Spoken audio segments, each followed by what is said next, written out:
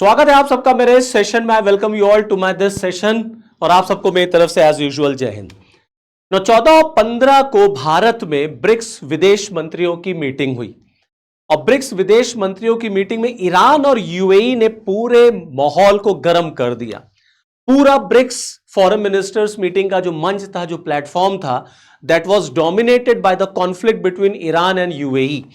Iran ने UAE के ऊपर एलिगेशंस लगाए, यूएई ने ईरान के ऊपर एलिगेशंस लगाए, तमाम ऐसी चीजें हुई और ब्रिक्स की तरफ से जो ज्वाइंट स्टेटमेंट आना था वो नहीं आया और ब्रिक्स ईरान वॉर को लेकर के डिवाइडेड नजर आया। But as far as India is considered, जहां तक भारत का सवाल है, ब्रिक्स सम्मेलन से एक चीज बहुत पॉजिटिव निकल के आई है भारत के लिए और वो है भारत के सबसे भरोसेमंद, सबसे रिलायबल फ्रेंड रशिया की तरफ से। जहां रशिया के विदेश मंत्री जो भारत में थे, उन्होंने भारत के ऊपर भरोसा जताया है और भारत को उन्होंने कहा है कि that India should play and India can play long role in mediation between America and Iran. उन्होंने कहा भारत एक ऐसा देश है जो एक लॉन्ग टर्म रोल निभा सकता है अमेरिका और ईरान के बीच में कॉन्फ्लिक्ट को खत्म कराने में। Means India can play a role of mediator. और केवल रशिया ही नहीं बल्कि ईरान ने भी भारत से रिक्वेस्ट की है कि अगर भारत रोल प्ले करना चाहे तो भारत रोल प्ले कर सकता है मीडिएटर का, और उसको यह भरोसा है कि अगर भारत रोल प्ले करेगा तो अमेरिका और ईरान के बीच का जो कॉन्फ्लिक्ट है वो किसी पॉजिटिव कंक्लूजन पर आएगा।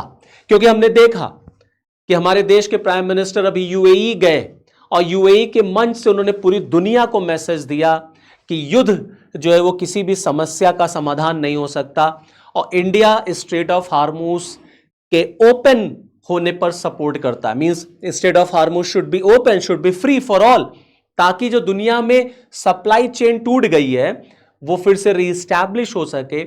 और जो इस गल्फ वॉर का इंपैक्ट ग्लोबली फील हो रहा है, लोग परेशान हैं, देशों की अर्थव्यवस्थाएं तबाह हो रही हैं, बेरोजगारी बढ़ रही है, इसको खत्म किया जा सके। तो एक तरफ रशिया और एक तरफ ईरान, दोनों ने भारत में कॉन्फिडेंस दिखाया है कि भारत एक ऐसा देश है जो अमेरिका और ईरान के बीच के कॉन्फ्लिक्ट को खत्म करा सकता है।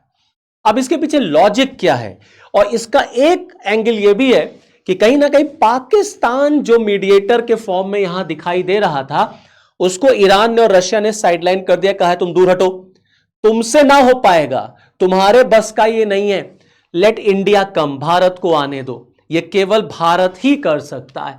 तो इसके पीछे तर्क देखिए क्या क्या दिए गए। सबसे इंपॉर्टेंट बात रशिया की तरफ से यह कही गई कि इंडिया जो है वो long term US Iran mediator में रोल प्ले कर सकता है। Pakistan short term role play कर रहा है, ठीक है, पाकिस्तान भी लगा हुआ है बातचीत कराने में, डायलॉग कराने में, बट वो शॉर्ट टर्म रोल है। India long term role play कर सकता है क्योंकि India has a diplomatic standing and neutrality compare to Pakistan. Pakistan की तुलना में भारत की न्यूट्रलिटी और भारत का जो डिप्लोमैटिक स्टेटस है वो बहुत हाई है पाकिस्तान के कंपैरिजन में। पाकिस्तान कहीं नहीं ठहरता भारत के डिप्लोमैटिक रिलेशंस के सामने। दूसरी तरफ खुद यूएस के जो लॉ मेकर हैं उन्होंने पाकिस्तान के ऊपर बहुत बड़ा क्वेश्चन मार्क लगा दिया है, अभी मैं वो भी आपको दिखाऊंगा।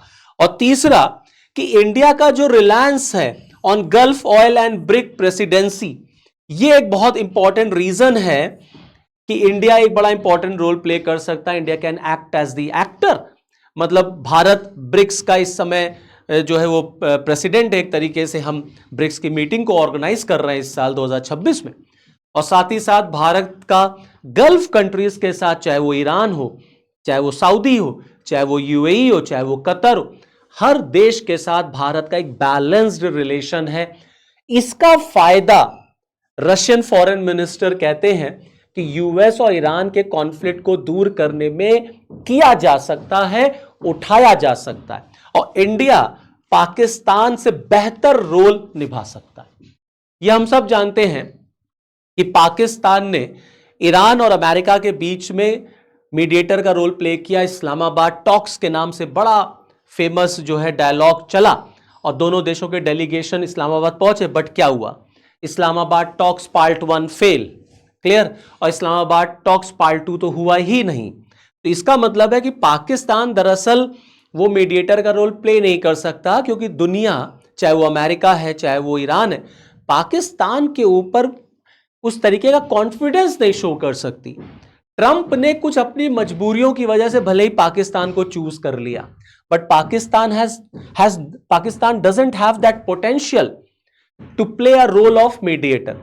वो तो खुद ही, पाकिस्तान तो खुद ही बलूचिस्तान में लड़ रहा है, वो खुद ही तालिबान से लड़ रहा है, और वो दुनिया को शांति का पाठ पढ़ा रहा है। तो लोगों को डाइजेस्ट नहीं हो रहा है यार, क्या यार, ये जो देश जो है खुद ही इतना परेशान है आतंकवाद से और तालिबान से और बलूचिस्तान से, वो कह रहा है आओ हम तुम्हें शांति कराते, उसके शांति पर लोगों को भरोसा नहीं है। तो टोटल फेलियर रहा इस्लामाबाद टॉक्स, चाहे पार्ट 1 हो, और पार्ट 2 तो हुआ ही नहीं। अब रही बात जो मैं आपसे कह रहा था, देखिए अमेरिका के यूएस लॉ मेकर एक बहुत फेमस एक सेनेटर है, उनकी तरफ से देखिए क्या कहा गया। अब ये सेनेटर कौन है पहले मैं बता दूं आपको, US Republican senator Lindsey Graham, इन्होंने कहा है that I don't trust Pakistan, मुझे पाकिस्तान पे कोई भरोसा नहीं है, क्योंकि जो खबरें निकल के आई वो ये कि पाकिस्तान ने बड़ा इंपॉर्टेंट रोल प्ले किया है, या Pakistan helped Iran to give space for their aircraft. Pakistan ने अपना बेस ईरान को दिया टू प्लेस ईरानियन एयरक्राफ्ट। तो ये कह रहे हैं कि पाकिस्तान अमेरिका को धोखा दे रहा है, बेवकूफ बना रहा है, और पाकिस्तान अमेरिका से अरबों खरबों रुपए ले रहा है, लेकिन वो पाकिस्तान अमेरिका के ही पीठ में छुरा भोंक रहा है, क्योंकि उसने अपना स्पेस दिया, अपना बेस दिया for Iranian aircraft. So I don't trust Pakistan, मुझे पाकिस्तान में बिल्कुल भी भरोसा नहीं है कि वो एक मीडिएटर का रोल प्ले कर सकता है। इस पे सिर्फ और सिर्फ एक ही देश सूट करता है, वो है भारत। और रही बात जहां तक ईरान की, क्योंकि रशिया ने तो कहा ही भारत का सबसे बेहतरीन रिलायबल दोस्त है, ईरान के जो विदेश मंत्री भारत में थे अब्बास अराक्ची, उन्होंने भी क्या कहा, देखिए उनकी तरफ से भी स्टेटमेंट आया, India is our friend, can intermediation talk, unsure about Pakistan role. Iran भी कह रहा है कि हमें पाकिस्तान की भूमिका पर डाउट है, we are not sure, and India is our friend and can intermediation. केवल भारत ही एक ऐसा देश है जो इस कॉन्फ्लिक्ट को खत्म करा सकता है, क्योंकि हम दुनिया को शांति का पाठ पढ़ाते हैं। और जाते जाते ईरान ने भारत को एक बार फिर ऑफर दे दिया चाबहार पोर्ट को कंटिन्यू करने का। ईरानी विदेश मंत्री ने कहा कि अमेरिका का जो सैंक्शन वेवर खत्म हो गया है, despite that fact India is always welcomed and India should continue investment in Chabahar because that is the golden get for India. Chabahar आपके लिए हमेशा खुला है मेरे दोस्त भारत, ये ईरान की तरफ से कहा गया। चिंता नहीं कि अमेरिका का सैंक्शन लगा हुआ है, आप अपने उस प्रोजेक्ट को कंटिन्यू कर सकते हैं।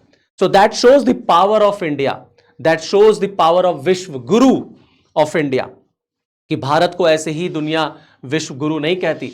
India can play that role कि ये जो कॉन्फ्लिक्ट है इसको हम खत्म करा सकते हैं। तो चलिए फिर इस वीडियो में इतना ही, नेक्स्ट वीडियो में आपके साथ फिर मिलूंगा, तब तक के लिए जय हिंद।